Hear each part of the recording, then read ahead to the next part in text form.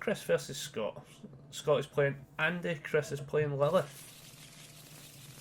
So we've seen a couple of times Scott playing the Andy deck that he's enjoying playing, 20 health character. And Chris jumping into the league is playing Lilith.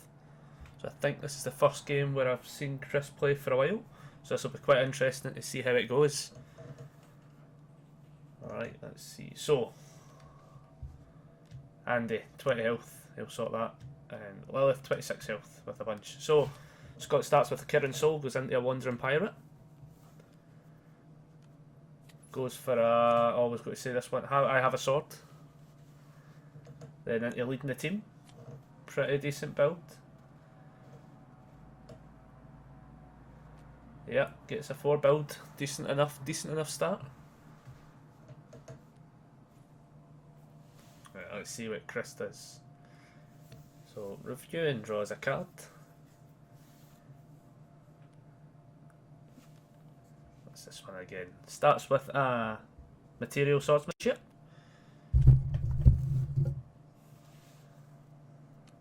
Let's see, goes into a Toughest Punk in Junior High, that's one of my favourite cards. Goes into Fusion Refusal.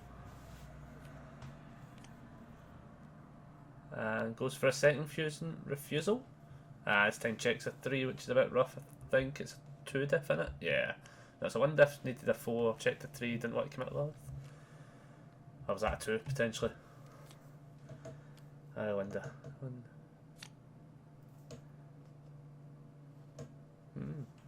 Okay. Right, let's see what he does. So,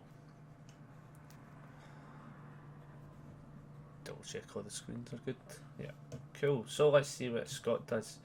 This will be quite interesting. So obviously Scott's been playing Andy for a wee bit now, working out the kind of play style and stuff like that. So it's pretty decent going. And just make sure Andy is ready to go. Yep. So he's going straight in for Moon Dance Ritual. Obviously he's able to add a card with difficult X or less, which will be 1 for the current stage of things. Does check a 3 on it though, which is a bit rough, making him commit something to start with. But overall, pretty decent. Discard the momentum if you ever had it for the +1 damage for each character in the staging area and draw cards. It's a pretty solid thing. Obviously, as we know, Scott is gauging Andes. So at the end of the day, this will be a pretty easy gauge 2 coming out. 7 speed. Really comes down to what Chris decides to do, if he allows him the gauge to go off or what. But be quite interesting. So let's see what else we got. Yeah, that's just that one. Yeah, so he did the response with Lilith to seal it, which is pretty effective stuff. So first things first, obviously then after the first enhance getting played is obviously he's using Andy. So he destroyed the foundation, being leading the team, builds a card and gets to then do the response and get +1/+1. So Chris hasn't got a good amount of things on field defensive other than Toughest Punk, but it'll really come down to whether or not he wants to use it this early in the game. Potentially, maybe not. If it's still only 3 damage, if he does it, it'll be doing no damage. So there's a couple of options, but again, taking the damage, the gauge isn't a thing or anything like that, so it's a pretty easy going.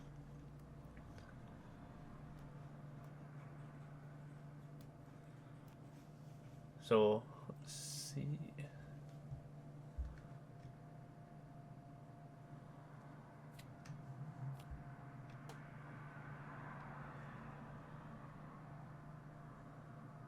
Not entirely sure what just happened there. Did he block with it? I think he blocked with it. Did he? I have no idea. I've missed that one. Must have been a block. But he took damage.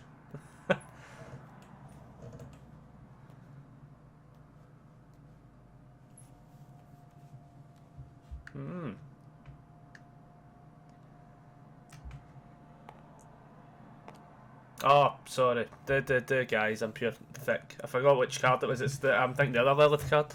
This is the one that you can, yeah, if your character's committed, you can play it with referee. Yeah. Pure missed that one pretty badly. My bad.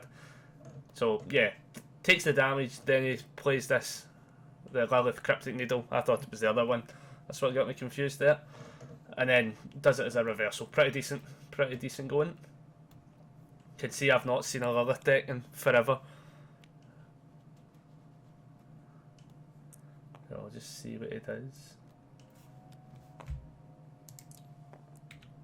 Oh, Scott's just asking.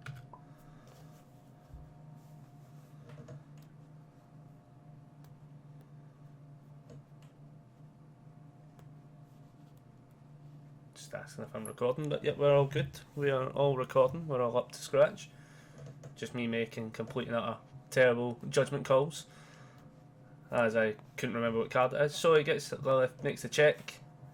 So Lilith obviously is a pretty decent one, which is, yeah, on a 5 check you printed 3 damage, gets +1 speed, +1 damage for each card in the card pool. That's playable or committed.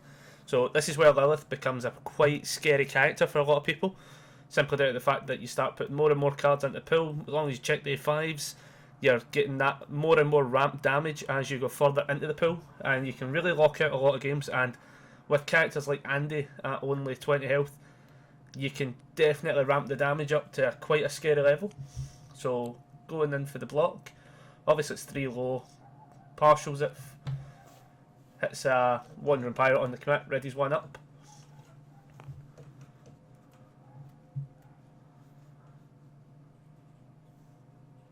And we'll see what happens, because at this point don't think that's safe, so I'm pretty sure, yeah, if he wants he could reverse to it. I'm trying to remember if he plays reversals in his Andy deck. I think he does, but as I say, we'll see what else happens. But yeah, let's see what else happens. So he's just playing out the rest of his turn. Obviously it was Scott's turn, obviously the reversal comes into play, and he then plays out some more foundations just to build. Going quite heavy into foundations potentially. Oh, maybe. Yep, likes to build the 2.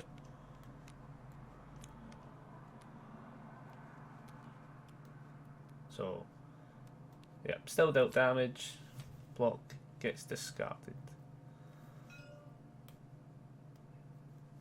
I can't tell if he was meant to have taken damage from the attack. I'm really not too sure. Or if he did anything to have affected it. I might have missed that though when I was looking at other things. So into Chris's turn, goes for another Toughest Punk, goes into a Manifestation, needing a 2, he's all good there. Definitely could have a good couple if he gets another. Well, there's a Creator Yuga, that's a pretty solid card for him to play. Decent enough, needs a 3 and he's all good, seeing that Windmill Punch. So that's quite a decent build for Chris in general. He's got obviously 2 Toughest Punks now, so he's pretty defensively there, and obviously has Manifestation to use with Lilith, for instance, when he goes to try and seal something. So it is a pretty good setup for Chris right now in the defensive mode. Obviously it's the response commit 1 foundation. After an attack's played, seal it. Your next check to play a card gets +3, and if it's your attack you draw a card. So it's a pretty solid way of turning off things, and especially with Scott wanting to maybe gauge a little bit, being able to affect that early is pretty decent. So we'll just have to see what Scott decides to do. So he's going in for a Swift Exorcism. Not seen this one yet before. Okay, so this one's an ally range combo. Combo is a remove 1. Right, okay, pretty decent. So obviously the combo enhance that you can't do, obviously, but just for those watching, it's remove 1 card from your opponent's staging area, print the effort of X or less. X equals the number of characters in your staging area. So pretty decent going. But obviously this is just to do some chip damage, get a bit of momentum so that you actually can use some of it, which is pretty decent going. And potentially if there's any other, what's its combo restriction, combos range, they might have a second one to play. So it'll be interesting to see what he does. But he does blow up a foundation with Andy and builds 1. Then he responds and gives it 1-1. And Chris just takes the hit. So down to 19. So let's see. So he responds and commits with I Have a Sword. After an attack deals damage, add 1 face down foundation from your staging area to your hand. So it just allows him to either pick up attacks that might get there. Obviously we can't see what he's got, but the chances are that was an attack, probably that one with the Scarlet Meteor. So obviously when he's building these face downs, obviously being able to interact with them, pick them up, especially when you can eventually see those attacks a lot of the times, gives him that bit of interaction. And he's obviously got that Scarlet Meteor out, which is pretty decent going for it straight off the bat. Obviously everyone knows a little bit of Scarlet Meteor, obviously Breaker 2, Powerful 4, may destroy assets in addition to paying for the Powerful ability, can destroy a foundation to then build an asset or a foundation, and it can cancel stuff by destroying assets. It's a pretty decent going. It gives them a bunch of options. So let's see what happens. So it got sealed, and obviously Manifestation triggered, and he committed Wandering Pirate to then ready up I Have a Sword. So a pretty decent play out there. So let's see what it does. So he's destroying the face down, building it. He's then going to respond for 1/1. Which is not too bad. It'll be quite interesting stuff. At this point now, Chris has got still good defensive pieces with the toughest punks being out there. He can pretty much mitigate quite a bit of damage. But I think they've gone through it all and he's going for a block. Hopefully. I'm pretty sure I have to be off a block. So he is going for a partial. Obviously it's 6 high currently. So needs a 7, checks a 6, commits 1. So he will be taking some partial damage potentially, depending on whether or not if he triggers with the other toughest punk. But obviously the first thing he would want to do is do the response with Yin and Yang, yep, which he's doing. So he's throwing it aside and we'll fire it up quickly. Which is just after you block with this card, add 1 combo attack from your discard pile to your hand. So pretty decent, because we definitely seen things like Windmill Punch being checked early in the game. So yep, that's definitely what I'd pick up as well. I'm pretty sure I didn't even see any other combos really. So decent enough card to pick up, and he'll have enough time to build into it where it can be pretty effective. Even just having it in field is pretty effective as well as an attack goes. So we'll see what happens. Now it really comes down to what else he does. Oh well, Scott's just continuing now with the build within our Kirin Souls. So Chris took the hit, took the partial damage, didn't elect to use the toughest punk. But at that point, you're taking a little bit of partial damage. There's only like 3. You can afford to take the hit. It seems fairly decent enough. And then builds into a United Kingdom of Smash. And he is all good there. So, building another bit of momentum. I think he's down to like 3 momentum because all of them hit. Yep, so he is electing to put all into momentum. So, pretty easy goings there so far. So, it really just comes down to what Chris gets. But again, 20 health at the end of the day. If Chris gets the pretty decent run through with attacks, that 20 health will disappear fast. So really comes down to what Scott can do defensively. He's got some stun, so it goes for a reborn human to start with. Now this card doesn't count towards progressive for attacks, so a lot of times when we see this getting played, we can almost assume attacks are likely to follow, especially because it's a 1-div foundation. So more than likely we're going to see an attack. It's a pretty scripted kind of play, but that is alright because it's pretty effective. The other thing it does well in the card pool is, I'll fire it up for everyone. Obviously, after an attack deals damage, you gain a vitality. So here we go, goes in for the Windmill Punch. So we knew he was coming in with an attack at least. Does check a 3, sadly. Obviously, Windmill being a 5 diff. So needs to commit 2 things. So quite rough, quite rough. Does elect to use the toughest punks, because if this turn goes well, he's maybe hoping to put this away, potentially. This all comes down to something, whatever is in his hand. Obviously, while it's in the card pool, your printed damage of 3 or less get +1, and after multiple copies of this attack resolve, you may discard it, or an attack resolve, sorry, you may discard it. So not really too sure exactly if he'll have any momentum generation or anything so far, but at the end of the day, it's an extra damage, and it's 5 mid for 4 now, which again, if he does check well, so what he is looking at is like this, quite a decent thing, which is if your attack has printed damage of 3, ready 1 foundation, it's not but ready as combat phase, and give it +1 damage. Pretty decent if he does that straight off the bat, which he does. readies up a toughest punk, and it's pretty decent there. Simply down to fact, more damage, and the chances are he's going to check a 5, hopefully, well, with Lilith, and he's going to be able to buff that speed as well. Buffing that speed just means that whatever Scott checks might be a bit rough. He might have to then use that Kirin Soul early, but at the same time as well, it really comes down to how much defensive cards Scott thinks he has, potentially, for him at least to block with. Because if he's going in with this early, so Master Swordsman does something. I'm going to flash it up before they take it away. Is ready a foundation that's not been readied, and your printed attack of 3 gets +2 speed or +2 damage. Ah, right, okay. Magic. Obviously, that being a flip effect. He's going for the speed, so it will still flip, which they'll come back to. Don't worry about that. So it gives it the 2 speed. Pretty decent there. Scott's then using Andy to destroy a foundation to build one. He's then going to respond and give it -1/-1. So obviously a lot of the times this is the defensive piece of the Andy deck Scott has in construction right now, which is just kind of definitely relies on the character to be able to kind of do this wee -1/-1 each time, and in some cases it's definitely saving them the game. In this case it's definitely going to make this a little bit more easy to block. So he is going for the 5 check now. Does check a 3 sadly, but let's be honest, he does have a face down. So yep, he does have it flips. It's flipped as well now, Magic, and he commits 2, so it passes. So it is getting +2/+2 as there's 2 cards in the card pool. So pretty awesome stuff for Chris. Now it's what, 8 high, 8 damage. Not too bad. Not too bad. I mean, that's already going to put Scott into a kind of scary cut of numbers. So he is going for a block with an Andy, so it is on an 8. Checks a 5. Commits the face down, Wandering Pirate. And then commits the I have a sword. And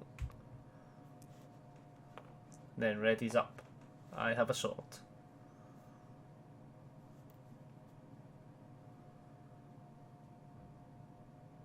So pretty easy stuff there. Scott obviously now has used Wandering Pirate, I think twice now, I'm pretty sure. I don't know if they'll change the dice on that, but I'm pretty sure it's been used twice, I could be wrong.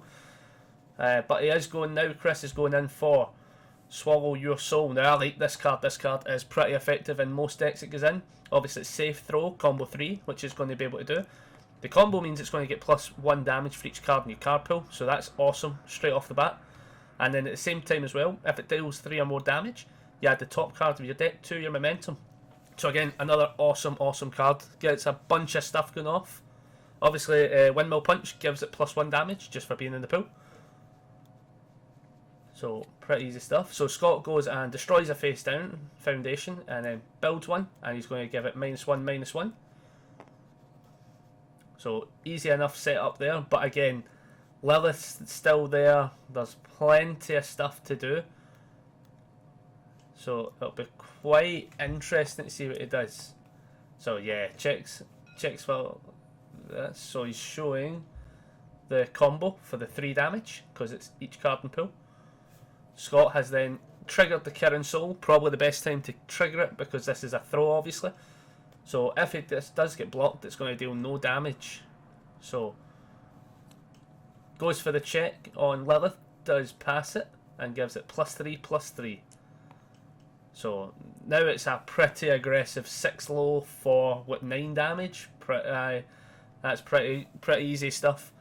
This is one of those ones as well though that is definitely going to force Scott into a position of having to try and block this.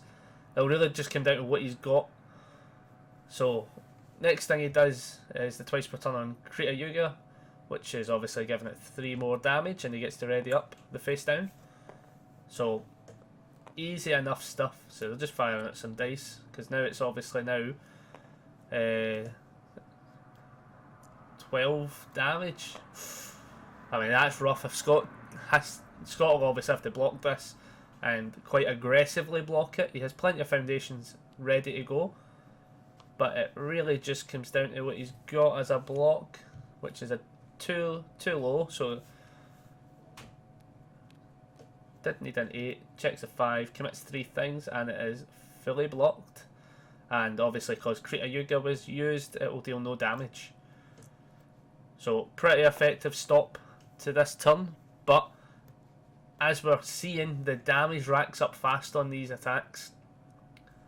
It'll really just be whether or not Chris commits to more attacks or potentially holds off and waits a turn. As at the end of the day, this has so far been an undamaged round. So he does go and builds a foundation, goes for ridding the world of outsiders, which is fair enough play at this point because he's going to get a build of 2, and 2 of the cards that obviously the attacks are discarded, which is a pretty rough turn. Definitely not being able to see the damage coming through. But at the end of the day, he did force some pretty decent cards out of Scott's hand that he might wanted to have played. Some of them might have been held for blocks in general. Obviously, like things like Andy and stuff like that, he doesn't really care if they go to the discard pile, since he does tend to gauge. But at the end of the day, it's a block out of the way, and it's definitely what he needs to do. He needs to force through some of these extra attacks, putting Scott into that position of having to overcommit things. And as you can see, he's having to use a lot of his kind of defensive pieces really early in the game. So he does now go for a Dispelling Horn. So Dispelling Horn is ally, charge, gauge 4, ranged, and reversal. So it's a 4 mid for 4, and it has, if you have more characters than your opponent, it'll get plus 4 speed. And the damage of this attack can't be reduced below printed, and it's got a deadlock key which we will not see play anytime soon, I don't think. So Chris is sealing it, and by also doing that he is triggering Manifestation, which means it's going to commit something. So we'll see what it does. Because at this point, yeah, he's got a fair few things he can just commit, knowing that he's probably got that Wandering Pirate ready to go as something to pass checks with and ready something else up. So not too bad, not too bad. So now we just have to see, obviously, so let's see, what has Chris really got right now defensively wise? It's really just a Toughest Punk potentially, and then maybe blocks, so it'll be quite interesting to see what happens. But then again, he might also still have one of those Lilith attacks and be able to reverse. So they are going to the block step. So what's that, needing 7? Checks a 3, that's pretty rough. Let's see what happens.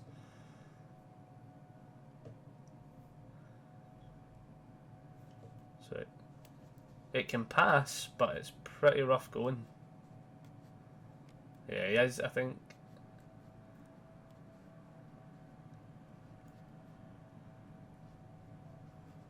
A couple of flying arrows around the screen. We'll just wait to see what's happening there.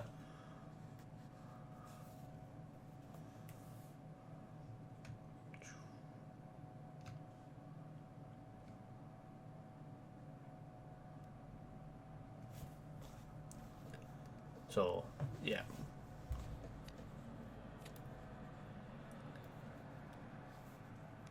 So it does get blocked. Scott is then going in for another Dispelling Horn. So same again, this time without being able to have it getting sealed, sorry, off of the Lilith. So let's see what he does. He does check a 3, and he does pass. So Scott destroys a Kirin Soul, and then he builds 1 face down. Gives it then a response for +1/+1.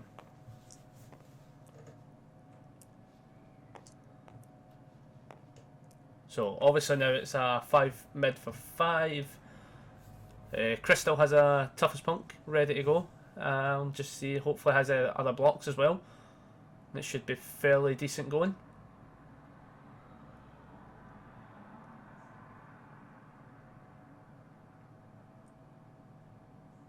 So let's see what happens. I think Scott's highlighting over. I think he's about to use United Kingdom of Smash. He's obviously looking at some of these face downs.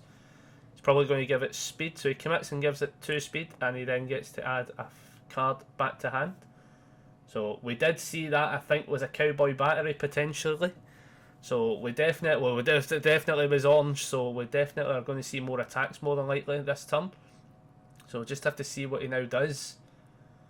So obviously it's now, what, 7 mid for 5. So I think they're looking at damage step. I think he's just going to flip and take 3 less. So taking 2 damage goes to 14.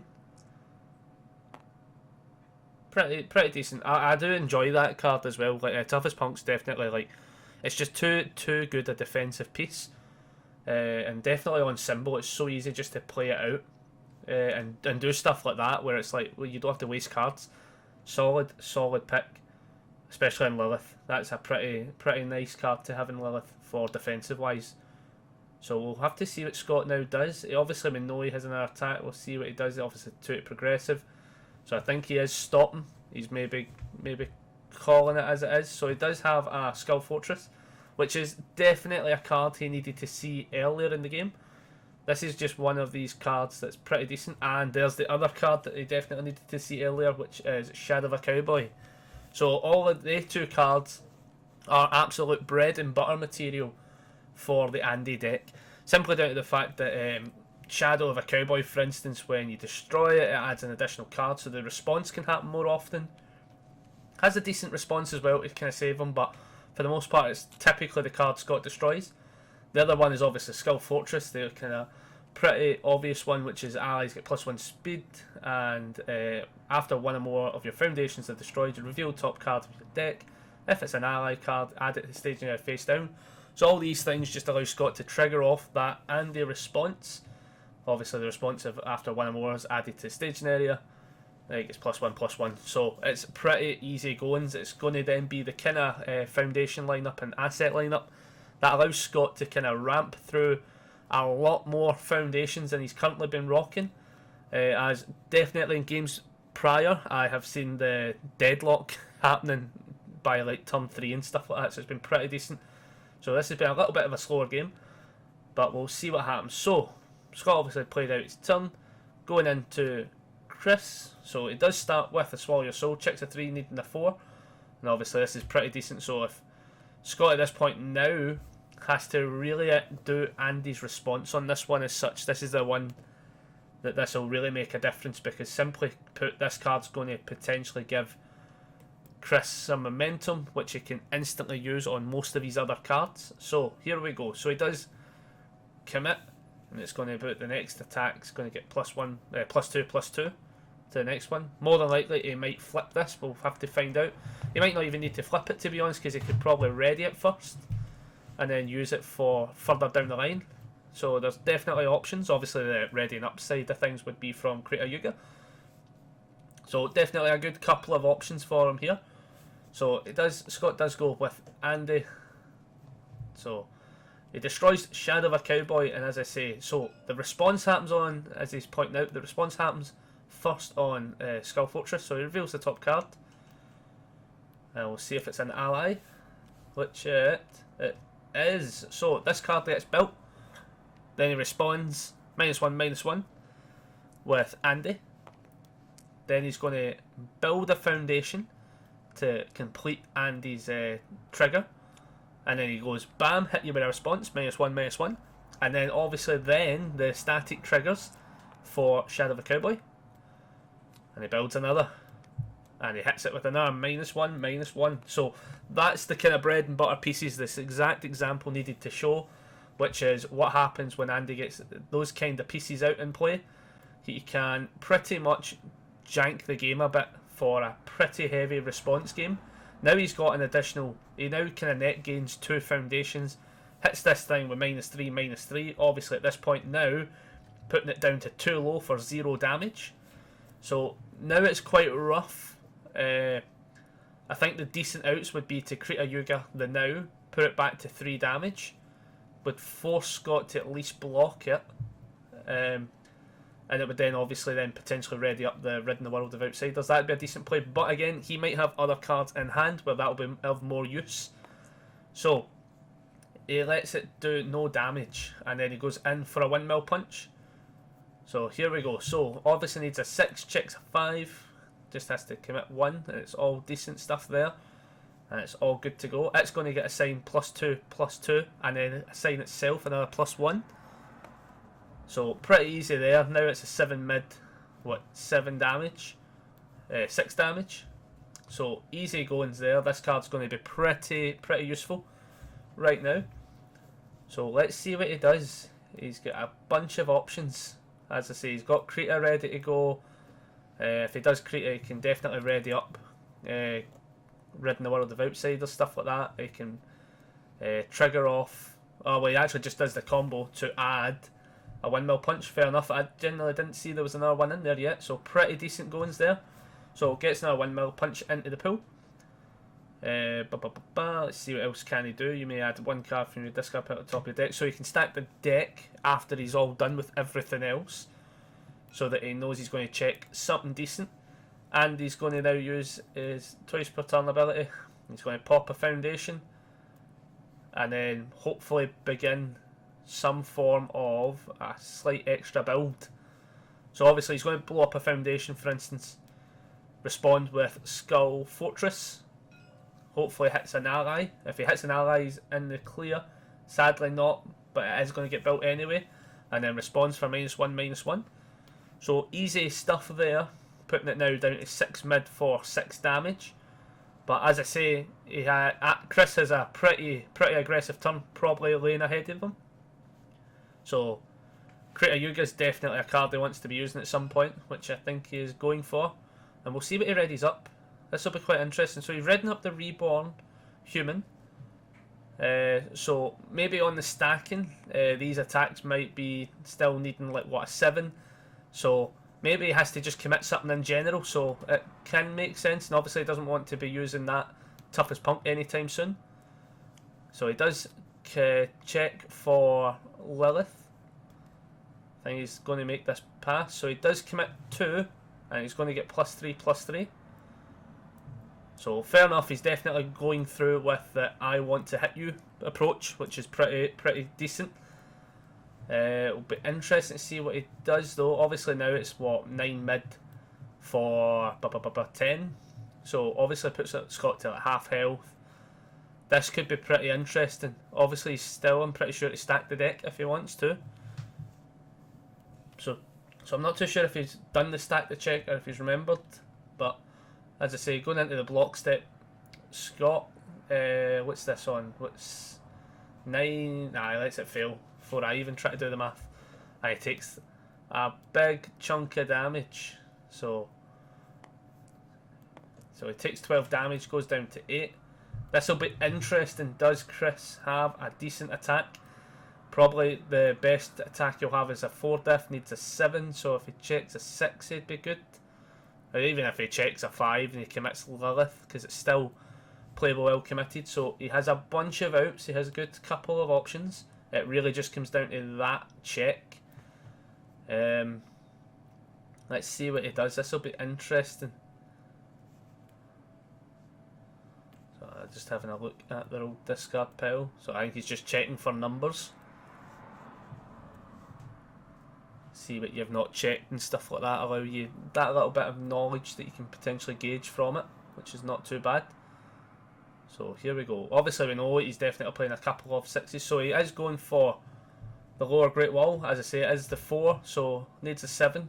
So does check a 5, he can commit Manifestation and Lilith to pass, which is pretty decent goings. So this is going to get assigned 2 damage, so this is already going to be pretty aggressive. On top of that, the combo E can definitely happen, where he'll get +3 damage. He can stun too, but at this point, Scott has 2 anti-stun cards out, being Wandering Pirate and a Burning with Revenge. So, pretty rough, unless I think he is going to hit the stun rating, obviously, because he can use Krita Yuga with the top ability, giving it +2 to stun rating. So, stun 4 can definitely work, I think, if he nets it overall. So it's not too bad. So he commits Wandering Pirate, right, 2 other cards, and then we'll basically ready up the 2 face downs, or ready up the one of the other cards from Wandering Pirate. So overall has to do the extra plus to allow him to even stun 2 out. Wandering Pirate is now being fully used. So now if he's got any more stun, if he did for instance, don't think he can pass any other checks really well. So this will be interesting. As I say, overall it's done the combo enhanced for the extra 3 damage, obviously 2 extra damage from the windmill punches, and now it really comes down to he can give it damage. He can give it damage from Krita Yuga, readying something up, which is decent. Right, so this time he goes for the ridding the world, and he's decided defensively instead. Right, okay, so he's went defensively instead and went with the toughest punk. Okie dokie. So this will be quite interesting. So let's see. So it gives it the extra damage. Obviously, that was Krita Yuga. Readied up the toughest punk. So it's interesting to see what he gets. He does check a 5, so he is going to get +4/+4. And then if Chris really wants, he can flip ridding the world of outsiders for another +1/+1, and potentially make this unblockable. 6, 12, 13, 14, 15. It is at 15, so Scott would have to full block it because partial will still hurt him, because it will round up to doing the 8 damage. So this is quite intense. This will be really down to which Scott has got. As I say, this is obviously 8 mid for 15. This will be interesting. Does Scott have it? Nope, it does not. So obviously it definitely didn't have enough cards ready to be able to block that. That was pretty nice going from Chris. So while they're setting up that, just do a bit rundown. Scott definitely did not see a lot of the key pieces, I would have said, straight off the bat. That was probably a bit of a takeaway from that one, straight off the... As I say, didn't see Shadow Cowboy, definitely didn't see that Skull Fortress 2. So kind of rough goings there for Scott, just not seeing those cards straight away. And so he had like a Cowboy battery in hand, still leading the team. So okay, definitely that way. Chris just showing the power off of Lilith. If you get those cards in pool, you can just start ramping the damage up, and it's pretty cool to see. So let's see. So this is now Scott starting again. So let's see what happens this time. Here we go. Let's see. So going for a United Kingdom of Smash on a 2. Checks it. 3, so he's all good there. Goes in for a Karen Soul. Checks another 3. Goes for a Shadow of a Cowboy. And goes for another Shadow of a Cowboy. And he's pretty solid there. So that is a pretty decent start for Scott. This is going to give him access to blowing up the Shadow of a Cowboys, building extra foundations in a defensive format, allowing them to respond more often with Andy. So pretty good stuff there. And they're just resetting the life totals. Scott's just checking, it's 26. So pretty easy goings for having the 2 of them out. Obviously having a Karen Soul out as well, pretty decent. So Martial Swordsman, is that one, isn't it? Material Swordsman, sorry. Then Free in the Relic. Oh, I've not seen that in a while. Free in the Relic. As I say, I've not seen a Lilith deck in a wee while, so it's actually quite nice to see some of the cards that definitely see playing Lilith. So let's see, now goes out for a Manifestation. Oh, on a 3, checks it, and he's all good there. And he's going for Dreaming of Becoming Whole, that's that one. And does check that as well, goes in for a Fusion Refusal. And he's all good there as well. Bam. Nice build of 5. So, obviously that is pretty decent for Chris. This means that potentially in his next hand, he could get one of those kind of lethal Lilith combo attack runs, if he gets enough. So Scott starts with a Sense of Morals. Obviously doesn't add towards progression, as he then plays a Moon Ritual Dance. Obviously this is the 7 low for 2, he's going to potentially gauge, but it'll really come down to whether or not Chris seals it. To be honest, it'd be a pretty useful one to commit that in Manifestation. Committing them out by 1 and then sealing it. Pretty decent going. I think that's what he's going to do. Yeah, because you do not want... I think the overall take from this Andy is you don't want it gauging anytime soon, as when it gets some of those Salinka cards out, it's actually more annoying than you think it should be. So, commits Lilith, commits 1 foundation, this foundation being Manifestation. Manifestation triggers, and Scott commits Shadow of a Cowboy.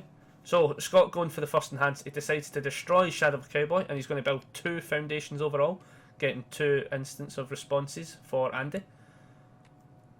So, here we go. So, +2, +2. So now it's 9 low for 4 damage. So even though it's sealed at this point now, the sad part is it's probably going to do the damage. And at least do 4 damage. Try to think if Chris has any outs quickly. Don't think he does.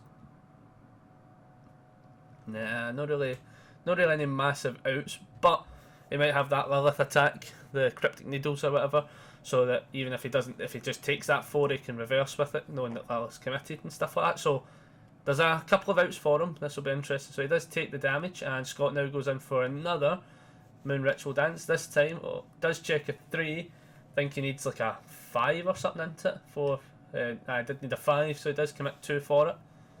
So this will be interesting. Now the cool thing is with Scott's deck is he's going to pop that Shadow of a Cowboy. Now the building of 2 is pretty decent because he has already got United Kingdom of Smash out. Now when he commits United Kingdom of Smash, he can give it +2 speed or +2 damage, and then he has to pick up a foundation. Add 1 foundation from your stationery to your hand. So a lot of that times it just gives him the access to additional attacks as we'd seen in the previous game, or if he even sees things like the other Shadow of the Cowboys and stuff like that, gives him a lot of good outs.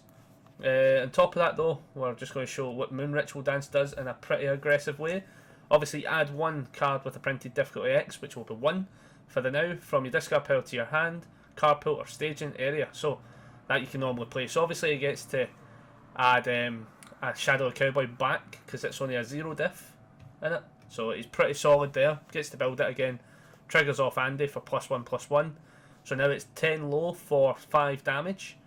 And it's pretty rough there because at this point this is just too early where you either have to have unbelievably good blocks or something. But the gauge does trigger, so there is now 2 Andys in play. Starting +1, so pretty obvious goings there. He can now pick up better foundations. But a lot of the times he's going to be picking up those Shadow of the Cowboys, simply down to the fact of how much they set him up. So now goes for another day without training, and all good there. Now he has now seen one of the Skull Fortresses, which is something he 100% wants out sooner than later. So he gets to build a couple of things. Obviously at this point now, what's he at? 8 foundations, pretty decent going there. Has a good couple of things that he can destroy with Andy, and he has already built 2 momentum. So pretty aggressive stuff there, putting Lilith down to 17 pretty early on. And now, as I say, it really comes down to what does Lilith get? Does she get one of these kind of god hands I can swing for days and hopefully check well? This will be interesting, but he is starting with a God of Thunder, so maybe not seen enough of the orange cards this time. And continue maybe to build a bit more defensive stuff, which is fair enough. Yeah, so another Manifestation. So let's see what else has he got. This will be interesting. So I think he might pass here. He's kind of hovering over stuff. I think he's doing all the combat math. See what else he can play out, if he can play anything else out. But he is going for an Ageless and Wise on a 3. This will build them up to 8 foundations, which means that some of these does check a 6. It's all good so far. Yep. So he passes there, builds another 3. Scott is reviewing an Andy before he draws up. So for Chris's side though, he does have extra foundations in play. He's definitely not got a lot of the defensive ones in play yet, but at the end of the day it really just comes down to what does Scott even hit. If he doesn't hit any attacks, we don't have to worry about it. So we'll just have to see, and hopefully he sees maybe a couple of those Lilith cryptic needles and stuff like that, and he's able to take a hit and respond and reverse with it and stuff like that. So there is a good couple of outs so far, and we'll just have to see really what Scott plays, because Scott at this point really has to bait the Lilith seal happening, simply due to the fact that it's definitely far too powerful to just kind of play a generic one of your kind of tough attacks and have it sealed, and then it's just going to do nothing. Like I wouldn't be baiting it out with a Scarlet Meteor anytime soon, but we'll have to see what he does, because at the end of the day Scarlet Meteor is going to be allow him to do a bunch of triggers. So he is going for a Moon Ritual Dance again, obviously 7 low, 2 damage, checks it, and he's all well and good. So this is really, if Chris triggers this, it'll be interesting. I think he might have to stop that. Try to think, I wonder if that gauge is now too scary. That's the big thing. The big takeaway is if that gauge is a scary number now. But yeah, so let's see. Yeah, he gets to add a card, which is, yeah, that's pretty aggressive. So he gets to add a card, obviously, with the X being 2 now, as he has stacked. Obviously, that allows him then to build, what do you call it, Skull Fortress 2. So that's a pretty easy setup for it. So Scott's now going to, so, out of curiosity though, I don't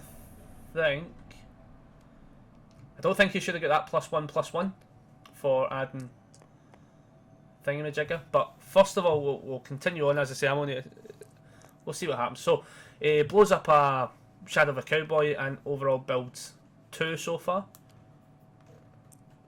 He obviously responded with Skull Fortress, so it must have checked an ally and then build the 2. So he is at 4 extra speed, 4 extra damage, but I'm not too sure if he should have been, but I can definitely comment on that later.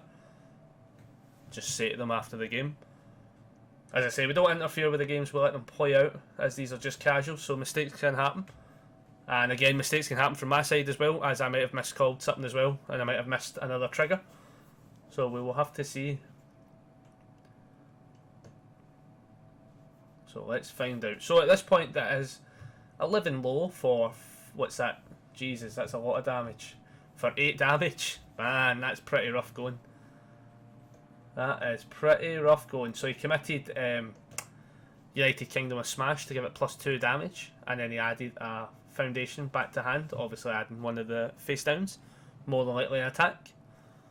So this will be interesting. So Fusion Refusal is allowed to add it to the card pool, and then the attack's going to get -2 damage.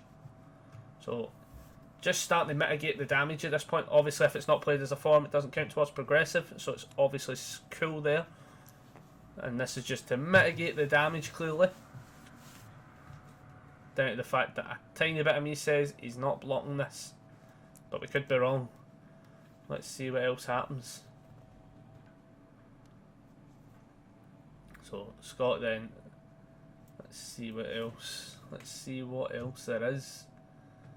Yeah, he discards a momentum for 2 damage as there's 2 characters, draws a card. This is pretty aggressive going. Obviously, Scott really wants this 8 damage to go through. And it really, I think it's going to have to happen, putting them down to 9.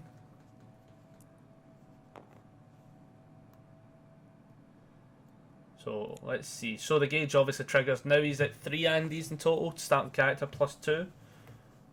So let's see what else he's got. Obviously there's still a seal ready to happen. Lilith definitely needs to do it. There's the Scarlet Meteor. This is probably the one I would do it on. Does check a Scarlet Meteor for Scarlet Meteor, which means it does. Needed a 6, checks a 3, needs to commit 3 things. And he's just looking at what he's got, and he commits 3 things for it. And yeah, this is the one I would seal. That and a Manifestation, make him commit 1 more thing. Obviously he's going to be able to ready that up potentially with a Sense of Morals, with a good check. But at the end of the day, it being sealed just means that there's that extra wee bit of build not happening. Obviously, because he could destroy face downs, bring back a Shadow of a Cowboy, blow up Shadow of a Cowboy. There's 1,000,001 triggers happening from that one card that he's now just turned off essentially. Scott can only really do the Andy part of things. So he does go for the check to allow him to ready that up. Fairly decent going there. At this point, Scott could potentially flip that just to draw a card. So yeah, they're just flipping it around to show that it is sealed. So at the end of the day, Scott can still have the outs of flipping that Never a Day Without Training. He has got assets in play, so he can just get a draw out of it.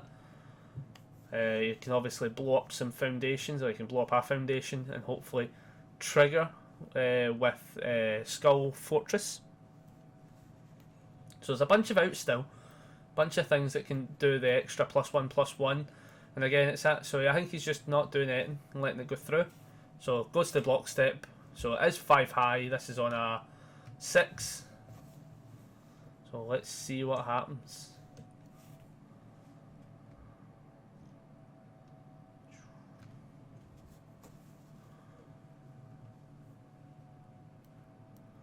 I think they're just quickly double checking of the numbers. So yeah, he does need a 6. Checks a 5, just has to commit one thing for it. But he does, oh sorry, he does actually have plus a bunch to the check. My bad, he has plus 3 to the check. He did seal. So yeah, I think he was pretty safe from the get-go there. Another Scarlet Meteor though on a 5, 6, 7. Does check a 5, just needs to commit 2.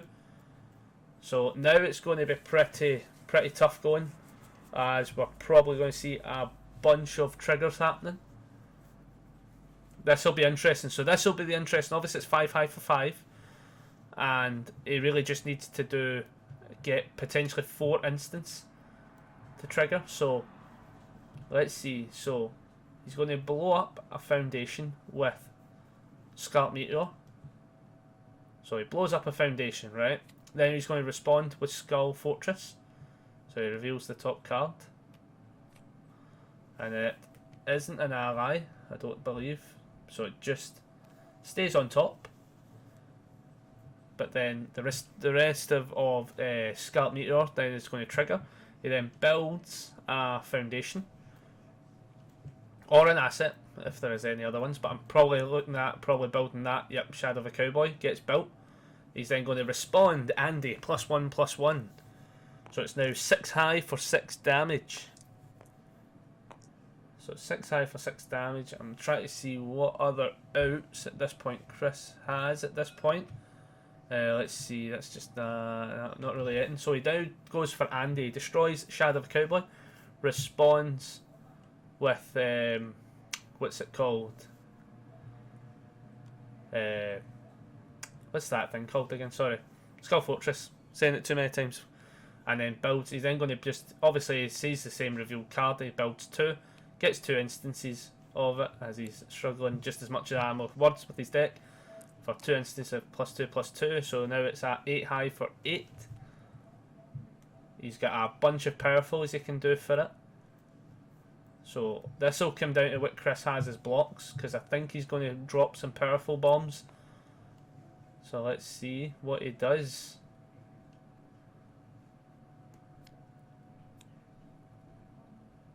So checks a 3 with the Sense of Morals. Not good enough to ready it up. Unless he wants to pass it, but I think he's all good. I think he's going to go on to the powerful next. So drops all that powerful, and I think there was maybe 2 kicking about. He's showing up 3 in a relic. So he is destroying it for -2 speed. Decent enough. Makes it blockable at the end of the day. So this is now 5 high for 11, 12 damage.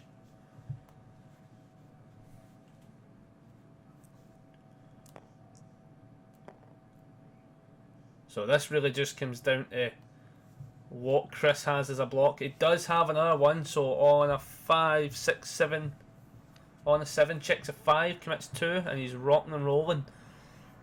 But it is one of those ones, blocking to save himself at the cost of losing some attacks, but at the end of the day he can easily get plenty more attacks as long as he survives this turn. So I have a feeling as if Scott may be running out of steam. Or is he going to try and push through? I mean, he's still got what, 3, 4, 5, 6, he's still got plenty of foundations, like 6 of them ready to go. So he can definitely force through an attack, but if he does check a 2, it'll be pretty rough, even on his lowest attacks, obviously, I think. So goes for a honky tonk woman. And checks a 5, and he's all good there. And he then stops, and he, like, that's it, stops. Throws away the things that didn't do damage, and then one that did. So, has 1 momentum now, kicking about. Has a honky tonk woman to allow him to start doing some builds and triggers. Has Skull Fortress to allow him to respond to all these triggers. Has Andy, so he definitely has still a pretty decent defensive structure in play. It'll really just come down to what Chris gets as attacks, if any. So let's see what he gets. Let's see how he starts.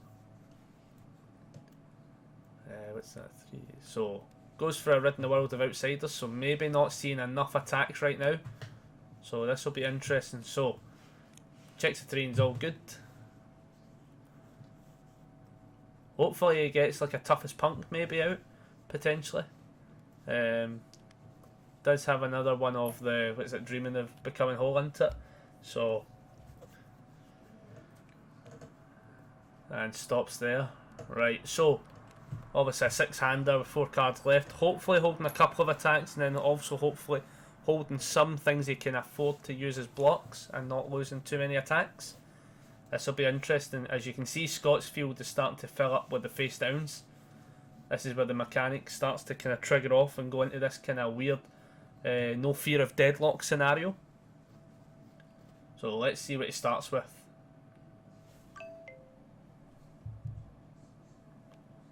So goes for a Sense of Morals, but again doesn't count towards progressive. Goes for a Burn of Revenge, which is just going to get built. So more than likely he's definitely got an attack. That's just too obvious a run. No, maybe he doesn't. Maybe he doesn't. Oft. Luring is in there and stops. So he builds I have a sword, which I am assuming means that there's a good couple of attacks sitting about as face downs that he's built. So here we go. This will be interesting. Now it really comes down to what does Chris have to capitalise on this. At this point, Andy is still unscathed, still at 20 health. And Chris is down to 9, but he has seen, right, here we go. He has a toughest punk coming out, which is decent enough. At the end of the day, he can definitely play defensively around this. Scott definitely has to see attacks and stuff like that to be able to string. He knows he has to bait one out that's going to get sealed. So there's a bunch of optional stuff happening here, which is pretty decent. So here we go. Does go for a reborn human.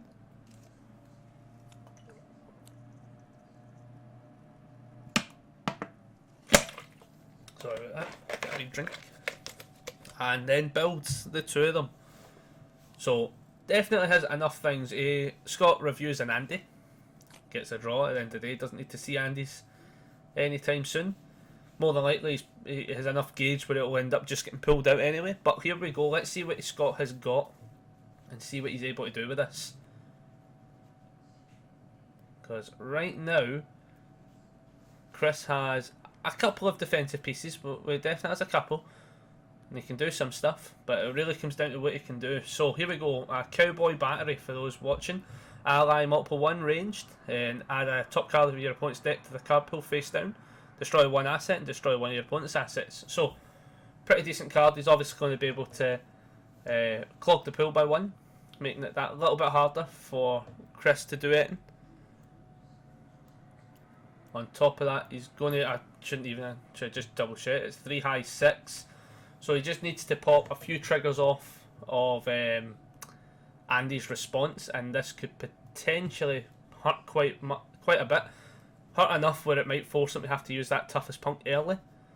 I probably, if I was Chris, I wouldn't have sealed it. I don't know. I think he hasn't elected to seal it because it's not the kind of card you would, as he definitely has the defensive pieces out where that's too early a bait to take. So decent play where he's not sealing it. So he has added a card to the pool, which is pretty tough. So obviously going to make that 1 to progression, meaning that speed's going to be a little bit more dangerous. And then, as I say, it really comes down to now what Scott does. So far, really enjoying this game, guys. It has been pretty good to watch. It's been nice to be able to commentate a wee bit again, getting a bit of ring rust. So, been good to get back into it. As I say, I think it's 3 high, what's it, 3 high 6 in it, so does have the multiple 1, so here we go. I kinda thought that might have came out sooner than later. At the end of the day, it's not been sealed, so you might as well utilise the fact he has to now block these. Or interact in some manner. At the end of the day, he's going to be able to nuke 3 damage off of one of them with Toughest Punk, as long as nothing interacts with it. So it'll be really quite interesting. So, he flips a Never a Day Without Training. That's his Scott's play to draw a card, as he has an asset at least in play. So easy enough goings there. Obviously now he can honky tonk women pretty effectively and pick up that Never a Day Without Training, for instance, without having to risk any cards getting. I don't know if he can discard any or destroy any. Depends. I mean, if he destroys stuff, he's just going to pick up decent stuff. So this will be interesting. Really down to the fact, I wonder if he's got any more Shadow of the Cowboys kicking about and they face down foundations. But he doesn't, he goes for the block step, so is going to partial it on a 4. But this is just a partial, which is decent, especially on this one.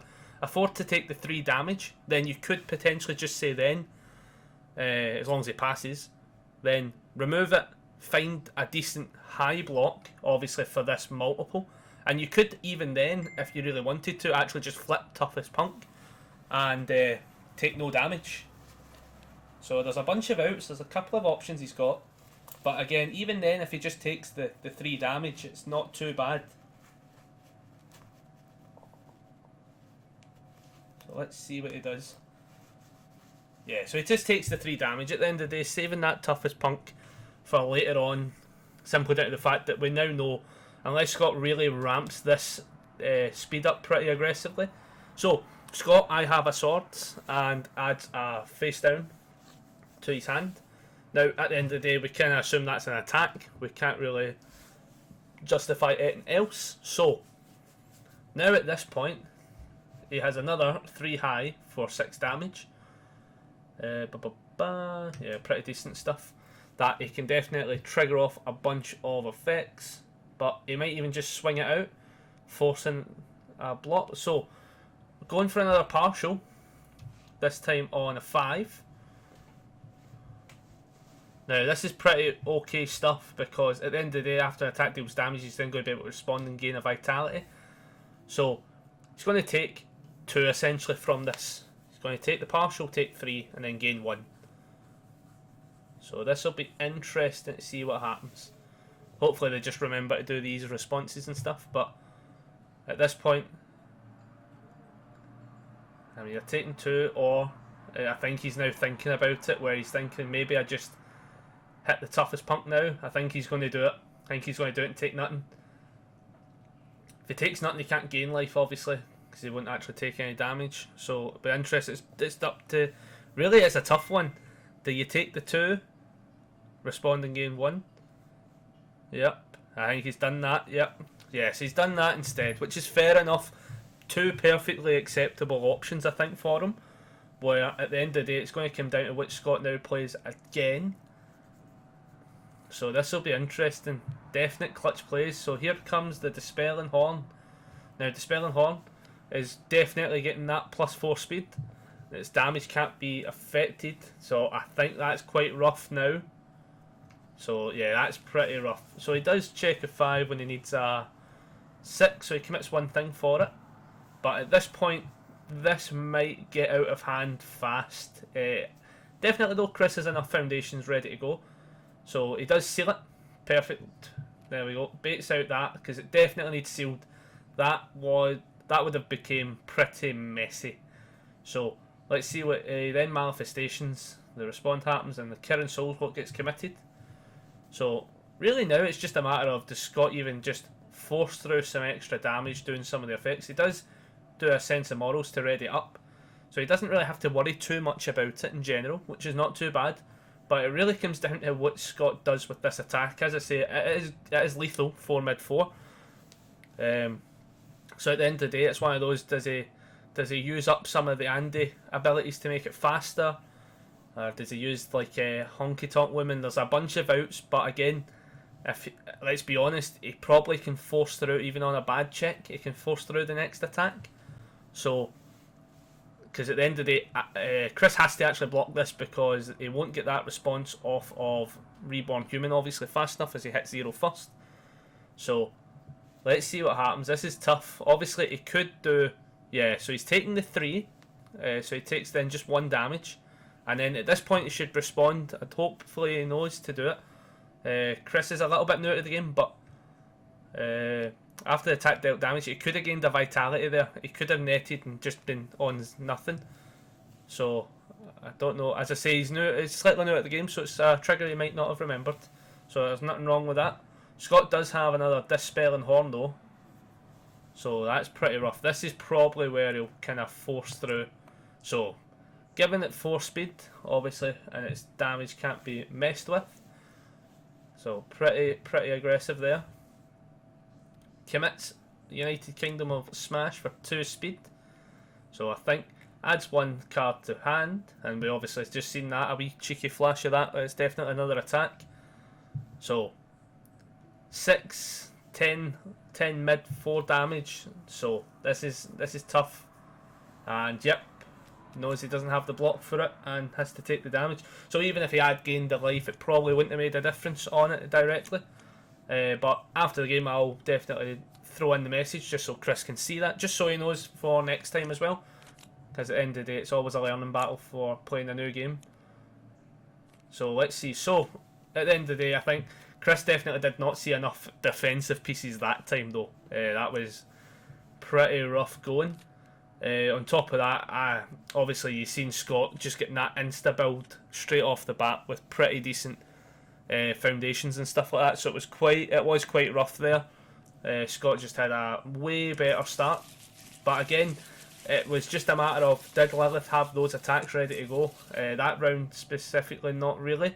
But at the end of the day, this is game 3, and she might do, and it all comes down to game 3. So it's all to play for.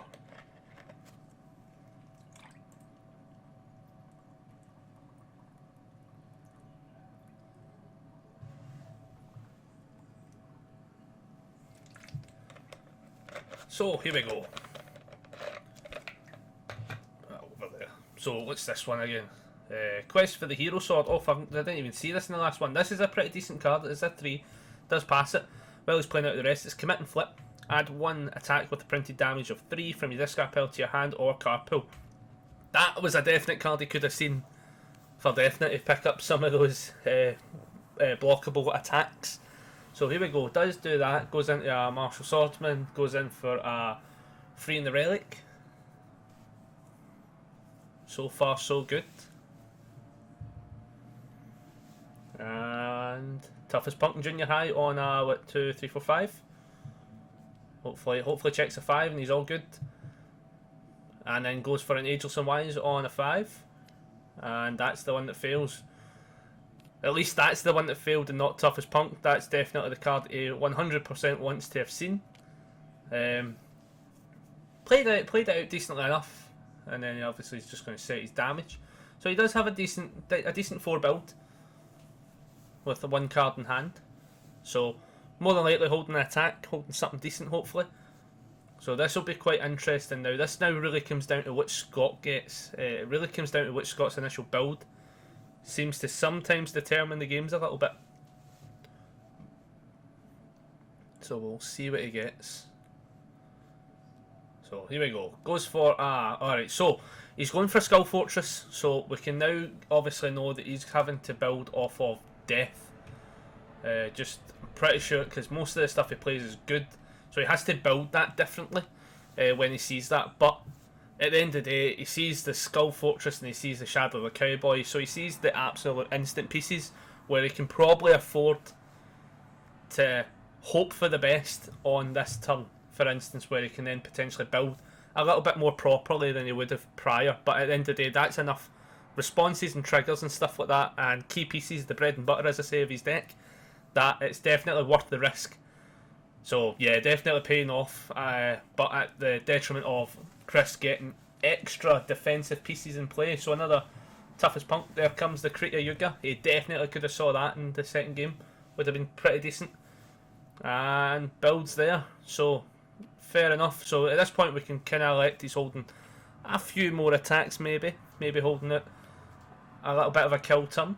And it really comes down to which Scott. Now Scott really needs to possibly build, but at the same time definitely hold a few cards, as Chris playing 2 cards holding 4 probably alludes to the fact that might be a cheeky attack run coming in.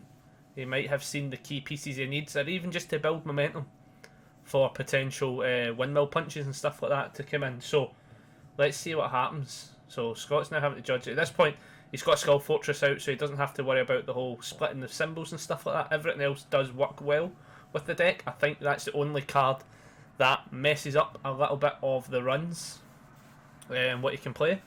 It's just the Skull Fortress itself. So here we go, we'll see what he comes up with. So having a look through his discard pile. So let's see. So checks a 3 on Moon Ritual Dance, needs to commit Shadow of a Cowboy, but he does pass. Now, I think this is going to get swiftly sealed. Yep, definitely. At the end of the day, he could probably free in a Relic's probably the best pick. Yeah, he picks it though.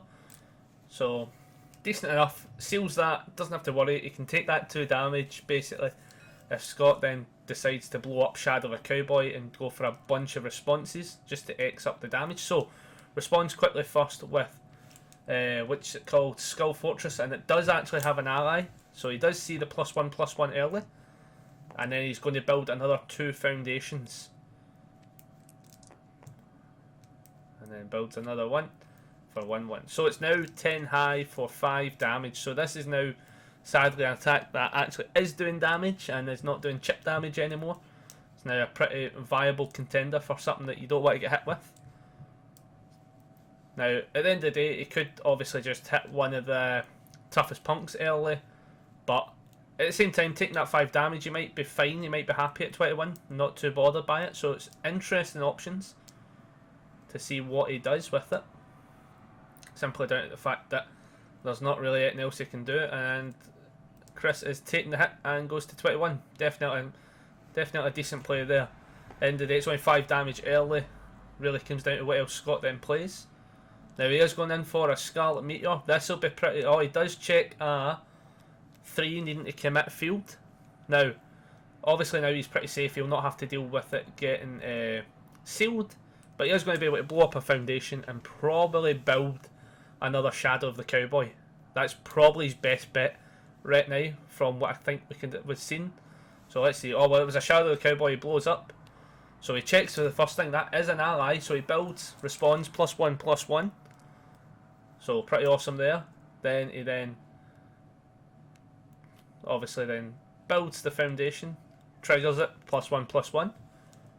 So pretty aggressive stuff there. So we'll see what Chris does. Don't know if Chris has got much to do other than maybe let's see.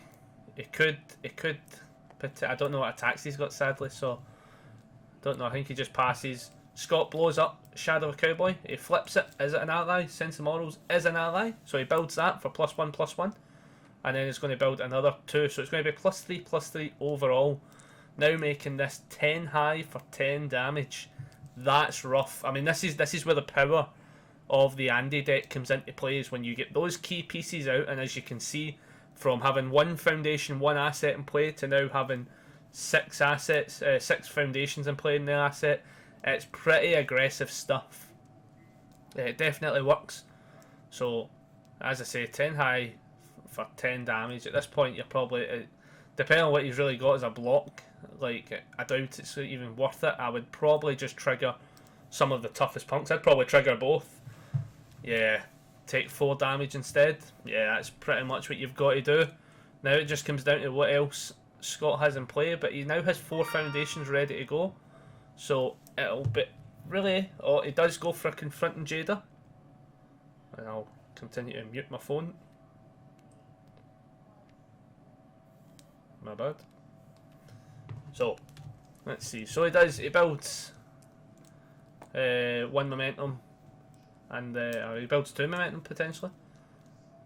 No, it'll just be 1, isn't it? And then a foundation. So, let's see what happens now. This is pretty tough. Now, that all being said, Scott now really needs to rely on finding Scarlet Meteors again to be able to do this whole kind of Shadow of a Cowboy loop and stuff like that. Otherwise, he just has to respond and rely on the 2 uses of the Andy card. So, obviously he's got a bunch of stuff he can force things through, but it does leave him in a different scenario. He does have to play differently now. So now we've got a... Wow, I'm not even going to attempt to pronounce that. What's that? Mei Gwyn Hua? No, that's brutal. I'm just butchering words today. It's the one that's not lower greater wall. Let's go with that, right? So it's powerful 2, safe, stun 1 and waiting. While this card's in your card pool, your other attacks with printed damage of 3 get +1/+1. You may also add a copy of the same card from your discard pile to the card pool. I have no idea if he's checked one yet, so it'll be interesting to see. But this is where definitely the Lilith Hurt Train can potentially start rolling through Scott, as he could start really messing up this, as he hasn't got anything decent defensively wise against stun right now. That's the flaw obviously. So he's going to get hit with stun 4 because, boom, like straight off the bat, or stun, what is it? Yeah, stun 3, sorry, plus 2 to it. So that's aggressive stuff right there. That's the absolute, that's disgusting. So he does have to now blow up a foundation to then respond. And now he has to really hope to check the allies. I'm pretty sure that is an ally actually. And he builds it for -1/-1. And then he'll build another foundation off of actual Andy's effect for -2/-2 overall.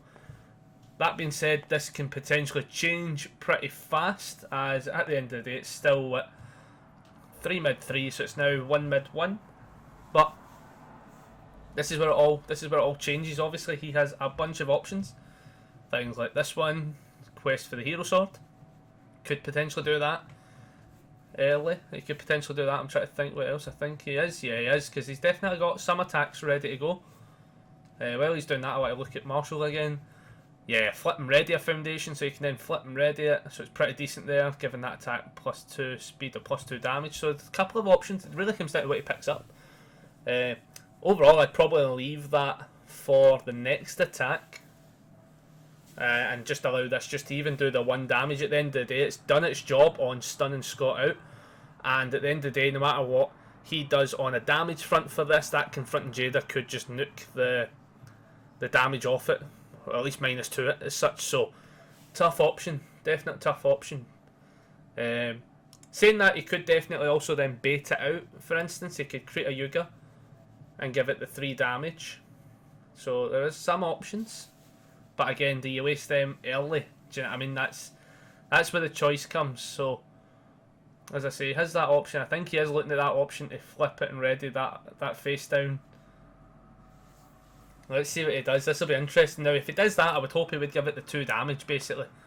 Obviously, you can give it +2 speed or +2 damage. I would give it the damage at this point. So, he is going to do it. If he gives it the damage, he's going to be able to force. Yeah, so it's... Just double check if that's a 1 for a reason. Should just reset the damage. Unless he's done something else. I wonder. Not too sure. Might have missed that one. I'm pretty sure it should still be at 1, but as I said, they might have just made a wee misplays at the end of the day on what the dice were. It's not the end of the world. We're only playing casuals.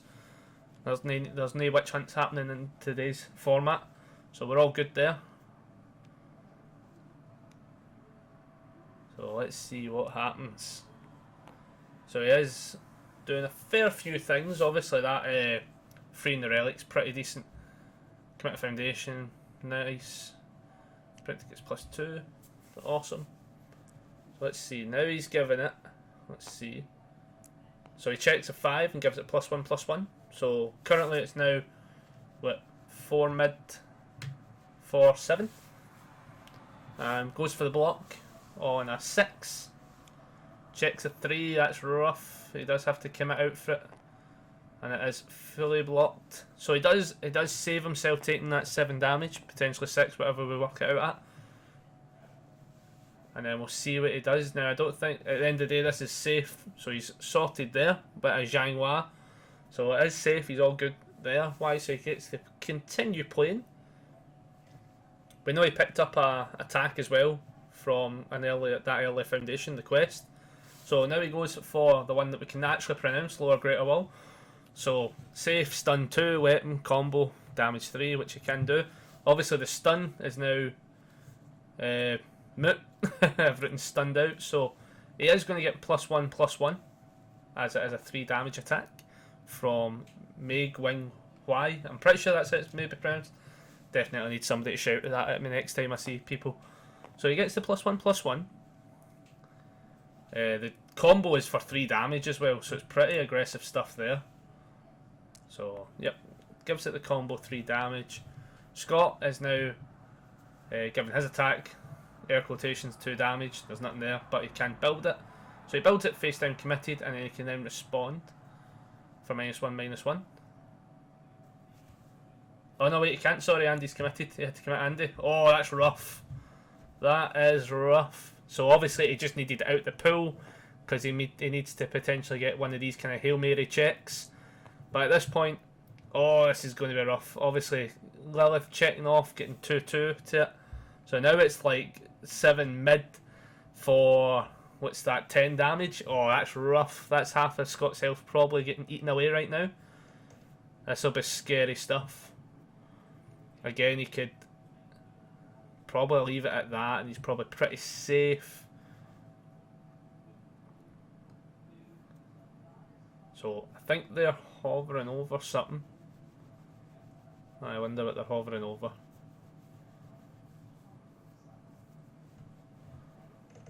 I think they're just working out damage. No. Oh, he's committing something. Oh, right, he's committing for 2 damage. Aha, right, I see. Yeah, he's got 3 in the relic, obviously, so he's committing for 2 damage. I think he was just judging which one he was committing while they're talking. So he gives it an extra 2 damage, so 12 damage now will put Scott down to, what, 8? That's rough goings. That's quite scary stuff. Obviously, he could create a Yuga for another 3 damage and ready that face up. So let's see what he does.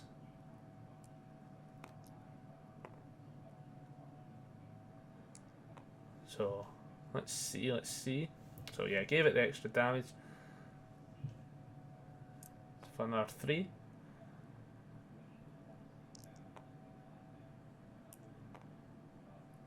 I think they were talking numbers. I think that's what happened. I think they were talking numbers.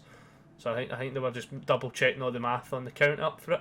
He does though take the hit and goes down to 6. That is a pure hell of a hit he's had to take.